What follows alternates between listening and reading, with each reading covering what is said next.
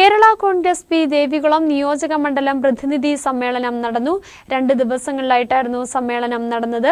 പ്രതിനിധി സമ്മേളനം സംഘടന ഇടുക്കി ജില്ലാ പ്രസിഡന്റ് രതീഷ് അത്തിക്കുഴി ഉദ്ഘാടനം ചെയ്തു. അടിമാലി വിജയരാജ ഓഡിറ്റോറിയത്തിലായിരുന്നു കേരള കോൺഗ്രസ് ബിയുടെ ദേവികുളം നിയോജകമണ്ഡല പ്രതിനിധി സമ്മേളനം സംഘടിപ്പിച്ചത്. 2 ദിവസങ്ങളിലായിട്ടായിരുന്നു സമ്മേളനം നടന്നത്. ശനിയാഴ്ച പതാക ഉയർത്തലിന് ശേഷം യുവജനവും പാർട്ടിയും സാമൂഹ്യ സേവനവും എന്ന വിഷയത്തിൽ സെമിനാർ നടന്നു. പ്രതിനിധി സമ്മേളനം സംഘടന ഇടുക്കി ജില്ലാ പ്രസിഡന്റ് രതീഷ് അത്തിക്കുഴി ഉദ്ഘാടനം ചെയ്തു. ഒന്ന് വിലയിരുത്തി നോക്കിക്കഴിഞ്ഞാൽ നമുക്ക് അറിയാൻ സാധിക്കും ഓരോ കാര്യത്തെക്കുറിച്ചുള്ള റീച്ചുകൾ അത്രമാത്രം ശക്തിയുള്ള ഒരു സംവിധാനമാണ്. നമ്മുടെ ഈ ദേവികുളം നിയോജക മണ്ഡലത്തില് വളരെയധികം ശക്തമായ രീതിയിൽ മുന്നോട്ട് പോകുന്ന ഒരു കമ്മിറ്റിയുണ്ട്.